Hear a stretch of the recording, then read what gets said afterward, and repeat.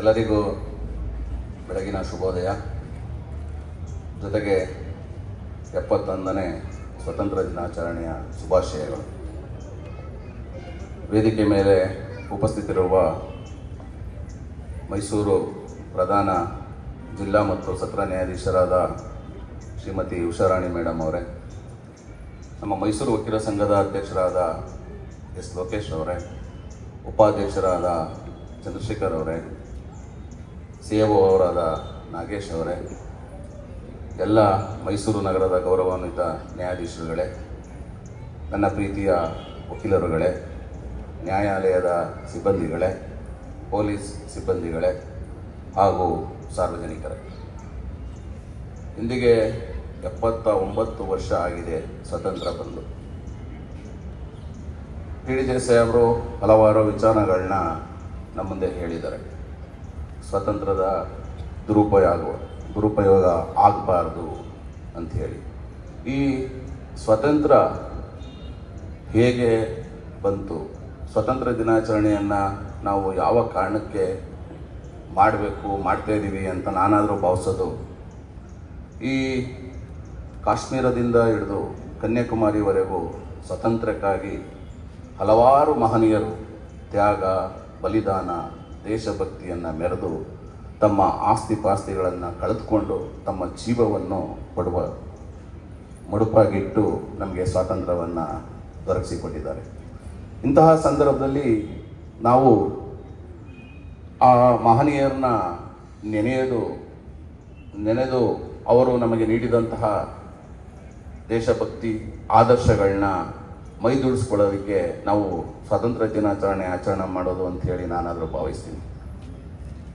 Madam ಅವರು ಭಾಷಣ ಮಾಡಬೇಕಾದ್ರೆ ಹೇಳಿದ್ರು, ಹಲವಾರು ಭಾರತದ ಸ್ವಾತಂತ್ರ್ಯದ ಮೆಲುಕುಗಳನ್ನ ಹಾಕಿದ್ರು. ನಾವು ಕರ್ನಾಟಕದವರು. ಕರ್ನಾಟಕದಲ್ಲಿ ಯಾವಾಗ, ಹೇಗೆ, ಯಾರ್ಯಾರು ನನಗೆ ತಿಳಿದಿರುವ ಮಟ್ಟಿಗೆ ಸ್ವಾತಂತ್ರ್ಯಕ್ಕಾಗಿ ಹೋರಾಡಿದ್ರು ಅನ್ನೋದನ್ನ ನಿಮ್ಮ ಮುಂದೆ ನಾನು ಇಡೋದಕ್ಕೆ ಈ ದಿವಸ ಇಷ್ಟಪಡ್ತೀನಿ.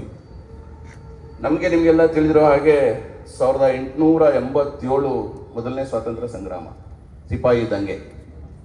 ಆವಾಗ ಸ್ವಾತಂತ್ರ್ಯದ ಕಿಚ್ಚು ಹತ್ತಿತ್ತು ಅಂತ ಎಲ್ಲರಿಗೂ ಗೊತ್ತಿದೆ.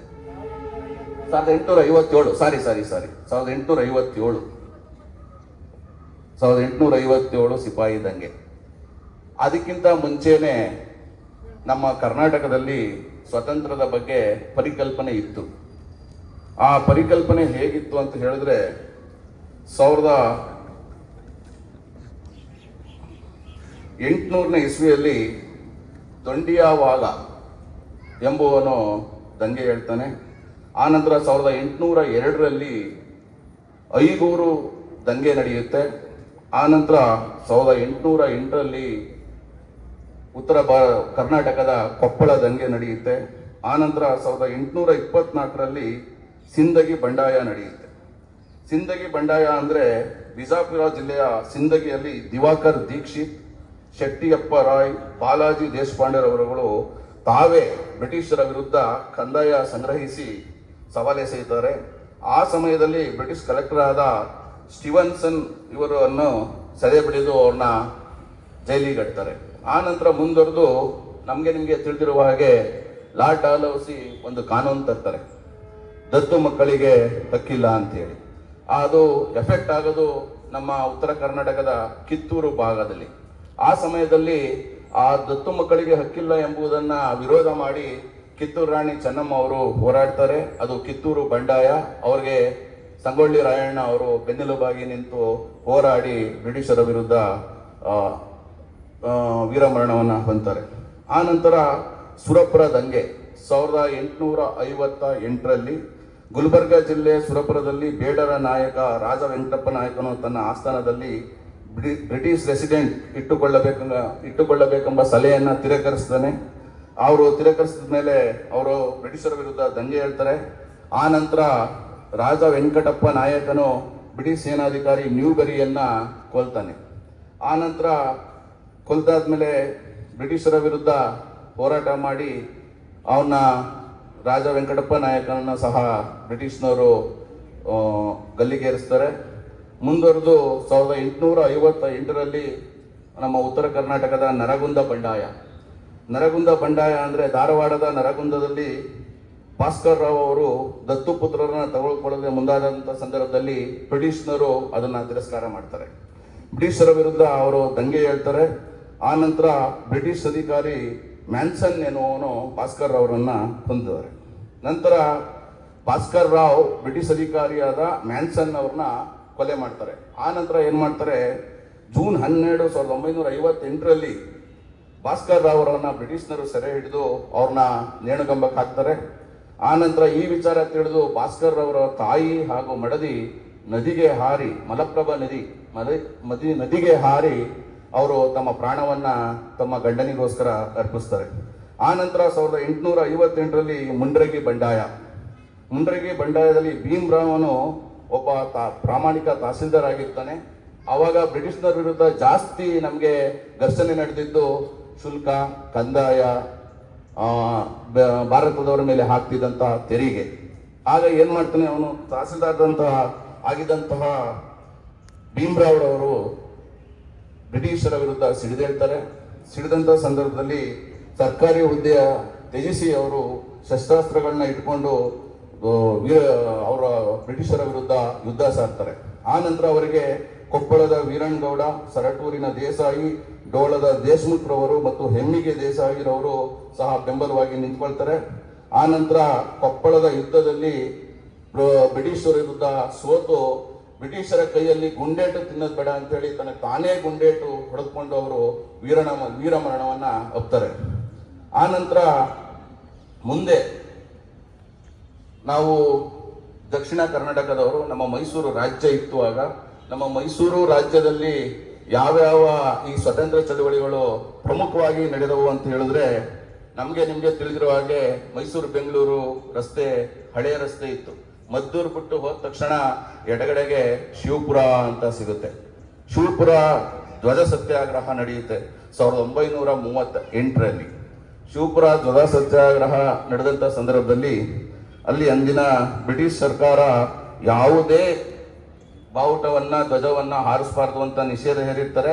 ಆ ಶಿವಪುರ ಧ್ವಜ ಸತ್ಯಾಗ್ರಹನೇ ಮೈಸೂರು ರಾಜ್ಯದ ಮೊದಲ ಕಾಂಗ್ರೆಸ್ ಅಧಿವೇಶನ ಆಗಿರುತ್ತೆ. ಆ ನಂತರ ಅಂದಿನ ಕಾಂಗ್ರೆಸ್ ಅಧ್ಯಕ್ಷರಾದ ಸಿದ್ಧಲಿಂಗಯ್ಯನವರು ನಿಷೇಧಾಜ್ಞೆಯನ್ನ ಮುರಿದು ಧ್ವಜಾರೋಹಣ ಮಾಡ್ತಾರೆ, ಜೊತೆಗೆ ದಸ್ತಗಿರಿ ಹಾಕ್ತಾರೆ. ಅವ್ರಿಗೆ KC Reddy, KT Bhashyam, H Siddaiah, HC Dasappa, V Venkatappa ಮುಂತಾದವರು ಸಹ ಸಿದ್ಧಲಿಂಗಯ್ಯ ಅವರ ಜೊತೆ ದಸ್ತಗಿರಿಯಾಗಿ ಸತ್ಯಾಗ್ರಹ ಮಾಡ್ತಾರೆ. ಅಂದು ಸುಮಾರು ಆ ಸತ್ಯಾಗ್ರಹದಲ್ಲಿ 25,000 ಜನ ಸೇರಿರ್ತಾರೆ. ಆ 25,000 ಜನ ಸೇರಿ ಪ್ರತಿಬಂಧಕಾಜ್ಞೆಯನ್ನ ಬ್ರಿಟಿಷ್ ಸರ್ಕಾರ ಹೊರಡಿಸಿರುತ್ತೆ.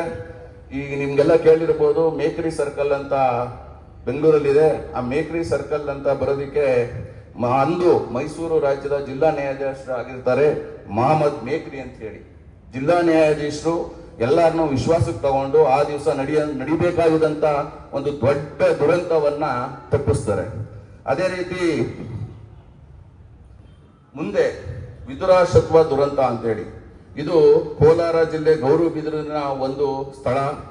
ಇದು ಒಂದು ಸಂತೆ ನಡೆಯುವ ಸ್ಥಳ ಆಗುತ್ತೆ. ವಿದುರಾಶತ್ವ ಅನ್ನೋದು ಒಂದು ಊರಿನ ಒಂದು ಸ್ಥಳದ ಹೆಸರು. ಅಲ್ಲಿ 100 ಜನ ಸೇರಿರ್ತಾರೆ.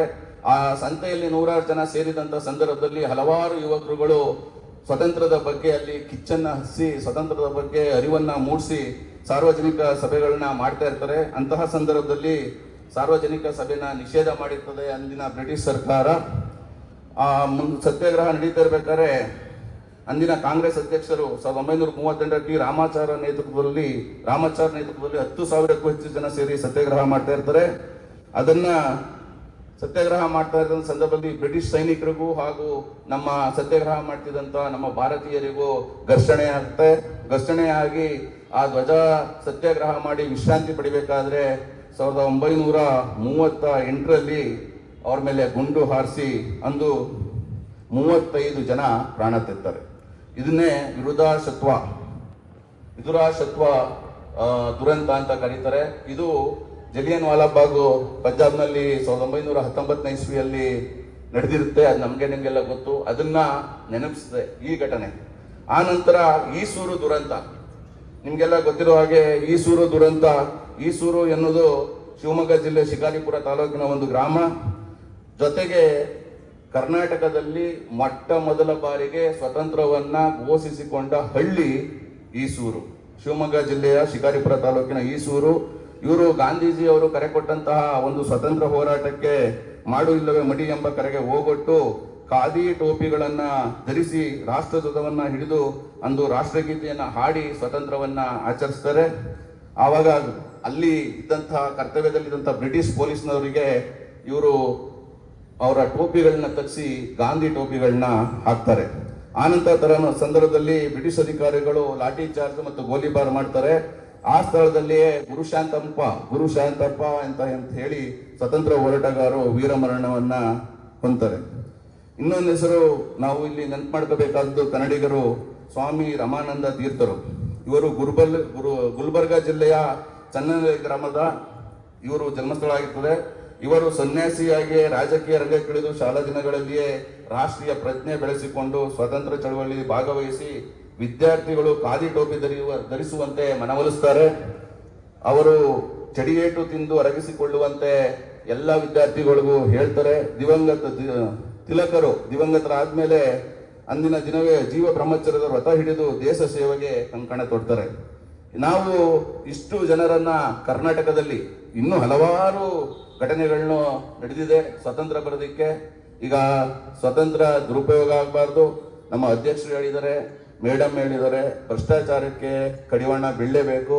ನಾವೆಲ್ಲ ನಮಗೆ ಕಷ್ಟಪಟ್ಟು ತಮ್ಮ ದೇಶಭಕ್ತಿ, ತ್ಯಾಗ, ಬಲಿದಾನ, ತಮ್ಮ ಒಂದು ಆಸ್ತಿ ಪಾಸ್ತಿಗಳನ್ನ ಕಳೆದುಕೊಂಡು ಕೊಟ್ಟಂತಹ ಈ ಒಂದು ಅಮೂಲ್ಯವಾದ ಸ್ವಾತಂತ್ರ್ಯವನ್ನ ನಾವು ಸದುಪಯೋಗ ಪಡಿಸ್ಕೋಬೇಕು ಅಂತ ಹೇಳಿ ಈ ಸಂದರ್ಭದಲ್ಲಿ ನಾನು ಹೇಳ್ತಾ ನನ್ನ ಮಾತನ್ನ ಮುಗಿಸ್ತೀನಿ. ಜೈ ಭಾರತ್, ಜೈ ಹಿಂದ್, ಜೈ ಕರ್ನಾಟಕ.